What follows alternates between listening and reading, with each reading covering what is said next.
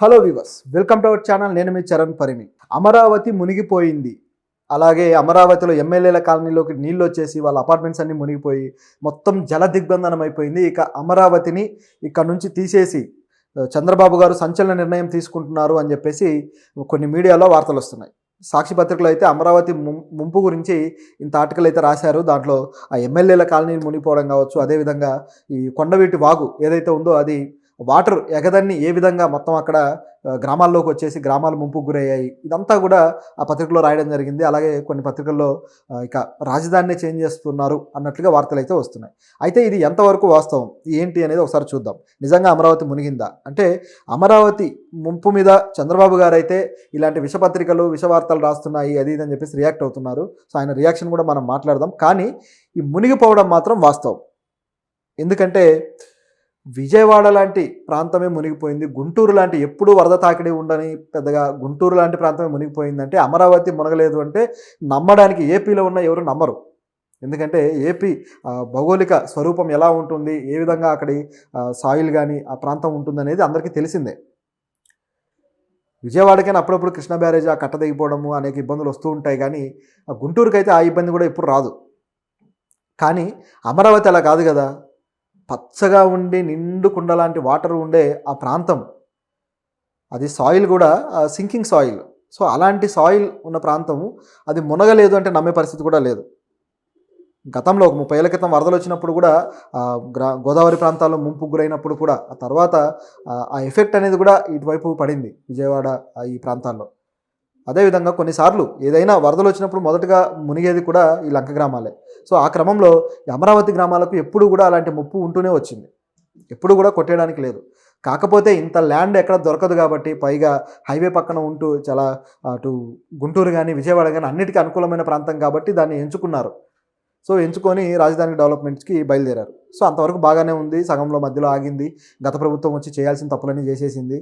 So ఇబ్బందులు అయితే గురి చేసింది. అయితే ఇప్పుడు చంద్రబాబు గారు ఈ ఏవైతే ముంపుకు గురైంది అది ఇదని చెబుతూ ఉన్నారో దీనికి సంబంధించి ఆయన ఫ్రస్ట్రేట్ అవుతున్నాడు అనమాట.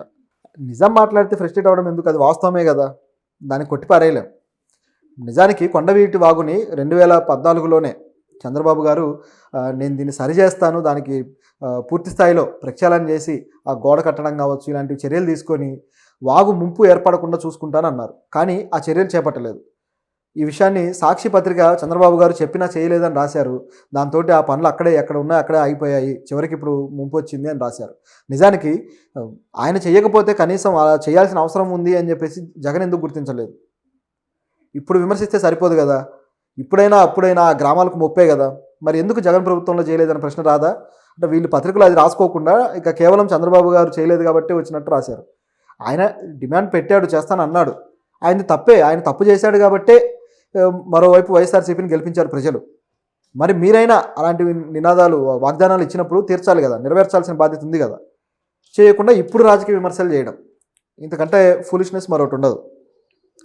చివరికి వాళ్ళు చేయలేదు వీళ్ళు చేయలేదు, ఇద్దరు ఒకరినొకరు తిట్టుకుంటాం సరిపోయింది, ఈ గ్రామాలు మాత్రం మునిగిపోయినాయి. ఇది ఇక్కడ ఉన్న పరిస్థితి. ఆ కృష్ణా ఉధృతి పెరిగిపోయి సో వాటర్ ఎగదన్నాయి అనమాట. కొండవీటి వాగు కృష్ణా వాటరు ఎగదన్నడం వల్ల వచ్చిన ప్రమాదం ఇది. సో ఇక దీనికి ఎవరు సొల్యూషన్ ఇవ్వాలి? చూస్తే ఎమ్మెల్యేల క్వార్టర్స్ చాలా వరకు మునిగిపోయి ఉన్నాయి. ఇలాంటి ప్రాంతంలో మీరు అసలు రాజధాని కట్టడం అవసరమా అనే ఆ రోజుల్లోనే ఆరోపణలు వచ్చాయి. చివరికి మొన్న కూడా ప్రభుత్వం గెలిచిన తర్వాత రాజధానికి నిధులు తీసుకొస్తున్నప్పుడు కూడా జనసేన నాయకుడు బోలిశెట్టి సత్యనారాయణ గారు కూడా రియాక్ట్ అయ్యాడు. ఆయన ట్విట్టర్లో పెడుతూ ఈ విధంగా మునిగిపోయే ప్రమాదం ఉంది, అది కూడా నార్త్లో ఐ థింక్ హృషికేశ్ ముంపు ఇవన్నీ వరదలు వచ్చాయి కదా, అవి వీడియోలు పెట్టి ట్విట్టర్లో ఆయన చెప్పాడు ఈ తరహాలో మునిగిపోయే ప్రమాదం ఉంది కాబట్టి అమరావతిలో కొన్ని ప్రాంతాల్లో మీరు చెరువు కట్ట కావచ్చు ఇలాంటి ప్రాంతాల్లో మీరైతే నిర్మాణాలు చేయొద్దు, ఇదంతా కూడా సింకింగ్ సాయిల్. సో లోపల అంతా కూడా ఎలా ఉంటుందంటే మెత్తగా ఉంటుంది మట్టి, సరైన పునాదులు బలంగా వేసే అవకాశం కూడా ఉండదు. లేదు ప్రభుత్వం వేస్తుంది కడుతుంది అంటే ప్రభుత్వం తన భూములు తను కట్టగలుగుతుంది, కానీ మిగతా నగరం అంతా డెవలప్ చేయాలంటే ఎలా? మిగతా ప్రాంతాల నుంచి వచ్చి అక్కడ నివసించాలంటే వాళ్ళు ఎలాంటి బిల్డింగ్స్ కట్టుకోవాలి, వాళ్ళకి ఎలాంటి పరిస్థితులు ఏర్పడాలి? చాలా సమస్యలు ఉన్నాయి. చూస్తే హైకోర్టు మునిగిపోయింది, సచివాలయం మునిగిపోయింది, ఒకటి కాదు చాలా మునిగాయి అన్నమాట. ఇవన్నీ కనిపిస్తూ ఉన్నాయి ఫోటోల రూపంలో వీడియోల రూపంలో.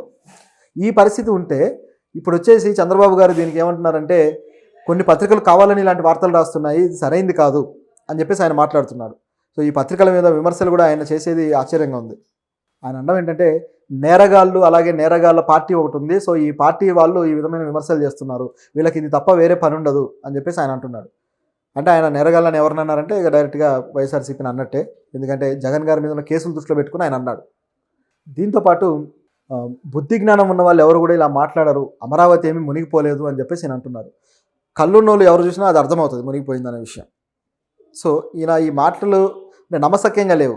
మరి ఆయన రాజధాని మార్చే ఉద్దేశం ఆయనకు లేదనేది ఇక్కడ క్లియర్గా కనిపిస్తుంది.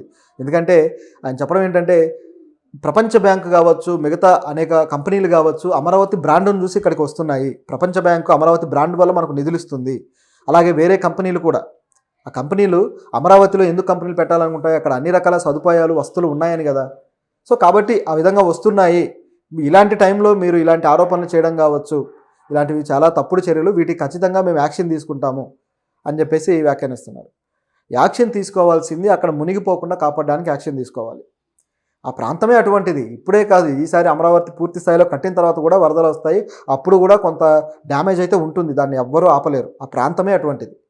మరి రాజధాని వద్దా అంటే కావాలి, సరేగా అందరూ ఎవరూ కాదనలేని పరిస్థితికి వచ్చేసింది రాజధాని నిర్మాణం. కట్టాల్సిందే తప్పదు. ఇంకా కాకపోతే ఈ ముంపుకు గురి కాకుండా ఎటువంటి చర్యలు తీసుకుంటారనేది ముందు బయట పెట్టాలి కదా. కొన్ని ప్రాంతాలు మునిగాయి, మేము ఒప్పుకుంటున్నాము, దీనికి మేము చర్యలు తీసుకుంటాము, ఆ కొండవాగుకు సంబంధించి మేము ఇప్పుడు చర్యలు తీసుకుంటామని ఎందుకు చంద్రబాబు గారు అనలేకపోయారు? 2014లో అది సమస్యగా కనపడింది, ఇప్పుడు సమస్యగా కనపడట్లేదా? అప్పుడు ముంపుకు గురయ్యే ప్రమాదం ఉంది కాబట్టి కడతామని ఒప్పుకున్నారు. ఇప్పుడు ముంపుకు గురైంది, మరి ఇప్పుడు ఎందుకు రిలీజ్ అవ్వలేదు? మేము కొండవీటి వాగును మేము ప్రక్షాళన చేస్తామని ఎందుకు అనలేదు? అదేవిధంగా సచివాలయం ఇవన్నీ కూడా కొంచెం పై ఎత్తు ప్రాంతాలకు తీసుకెళ్తామని చెప్పి ఎందుకు అనట్లేదు? అవన్నీ కూడా తాత్కాలిక భవనాలే, ఏది కూడా శాశ్వత భవనం కాదు.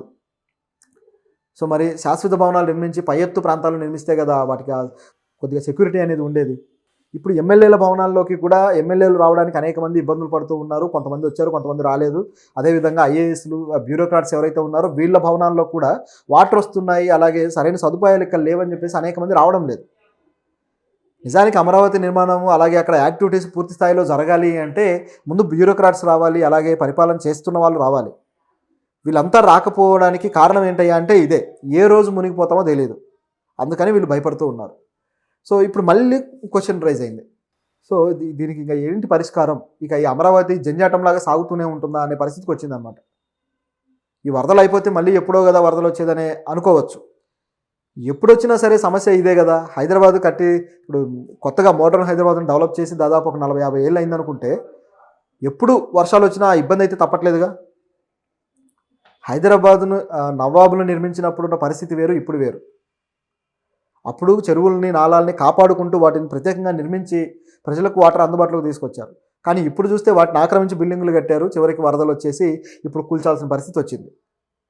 ఆ విధంగా తయారవుతుందన్నమాట సిచ్యుయేషన్ చూస్తుంటే. సో మరి అమరావతిని ఇక్కడ నుంచి మారుస్తాడా లేదా అంటే అది ఖచ్చితంగా మార్చే అవకాశం లేదు. అదేవిధంగా ప్రతిపక్షాల మీద విమర్శలు చేస్తే ఒక రాజకీయ విమర్శలు నిర్ణయం చేసుకోండి, కానీ చర్యలు, నివారణ చర్యలు ఏంటి అనేది కూడా ప్రభుత్వం తెలియజేస్తే బాగుంటుంది. అది కూడా పర్మనెంట్ నివారణ, ఏదో అప్పటికప్పుడు చేసేవి కాదు. సో ఇవి ప్రభుత్వం చెప్పాల్సిన పనులు ఇప్పుడు అవసరం.